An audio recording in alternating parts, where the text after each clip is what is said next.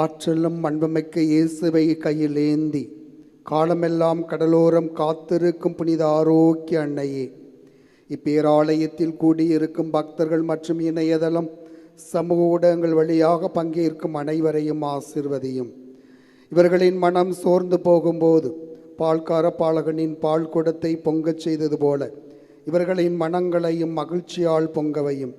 இவர்கள் தோல்வியால் துவண்டு போகும்போது நடக்க இயலாத சிறுவனை நடக்க வைத்தது போல இவர்களையும் எழுந்து நடக்கவையும்.